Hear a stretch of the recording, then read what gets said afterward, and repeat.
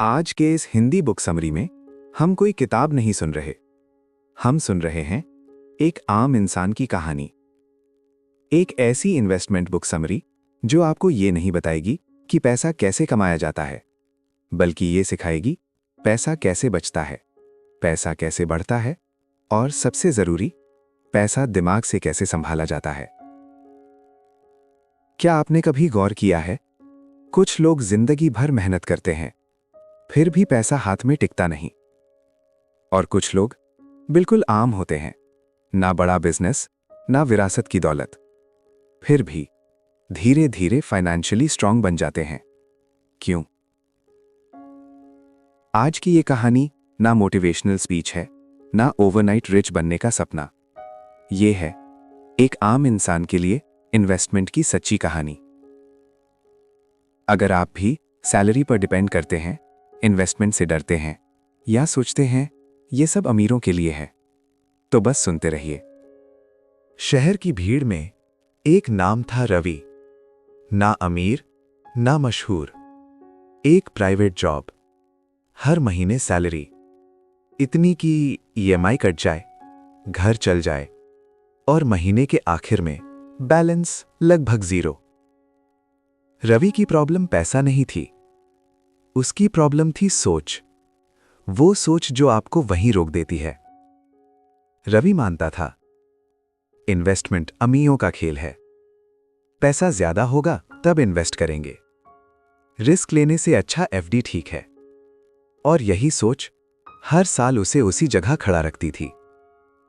गलती पैसे की नहीं थी, गलती उस सोच की थी जो कहती थी अभी नहीं, बाद में। और यही बाद में धीरे धीरे पूरा फ्यूचर खा जाता है। एक दिन ऑफिस में अनाउंसमेंट हुई, ले ऑफ्स। सैलरी वही थी, लेकिन जॉब सिक्योरिटी चली गई। उसी दिन रवि ने एक लाइन सुनी, अगर तुम्हारी इनकम बंद हो जाए तो तुम्हारी इन्वेस्टमेंट ही तुम्हें बचा सकती है। यहीं कहानी ने मोड़ लिया। रवि ने पहली बार एक इन्वेस्टमेंट बुक उठाई। वो सिर्फ किताब नहीं थी, वो आईना थी। हर पन्ना एक सवाल बन गया।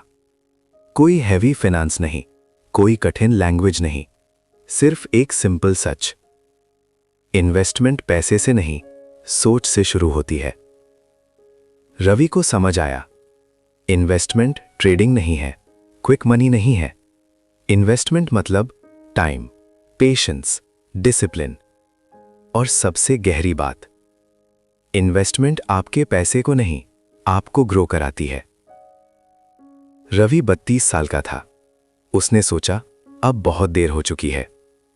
किताब ने कहा बेस्ट टाइम 10 साल पहले था, दूसरा बेस्ट टाइम आज। यहीं से एक्शन शुरू हुआ।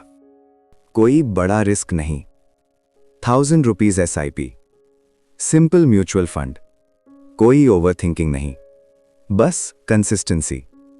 मार्केट गिरा, न्यूज़ डराने लगी, लोग पैनिक करने लगे, रवि भी डरा। लेकिन किताब की एक लाइन उसके दिमाग में गूंज गई, मार्केट गिरता है ताकि इम्पेशेंट लोग बाहर हो जाएं।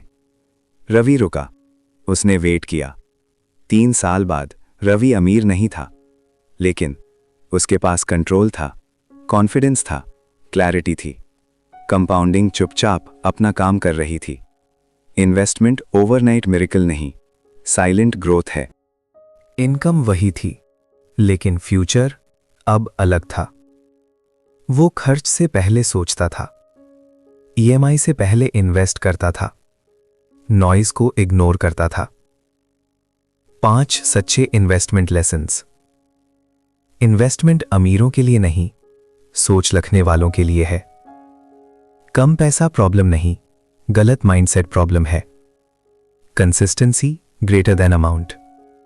फियर सबसे महंगा खर्च है, इन्वेस्टमेंट आपको फ्री बनाती है। अगर आप रवि की जगह हो, अगर आपकी सैलरी कम है, नॉलेज कम है, कॉन्फिडेंस कम है, तो याद रखिए आप लेट नहीं हैं, आप बस अनअवेयर हैं। और अवेयरनेस एक वीडियो से भी शुरू हो सकती है। ये कहानी रवि की थी, लेकिन सच कहें तो ये कहानी आपकी भी हो सकती है। इन्वेस्टमेंट कोई शॉर्टकट नहीं, ये एक कैरेक्टर टेस्ट है। जो टिक गया वही आगे बढ़ा। अगर ये कहानी कहीं ना कहीं आपकी जिंदगी से मिली तो समझ लीजिए आप अकेले नहीं हैं। इस चैनल पर हम ऐसी ही कहानियां लाते हैं जो सोच बदलती हैं, सपने नहीं बेचती।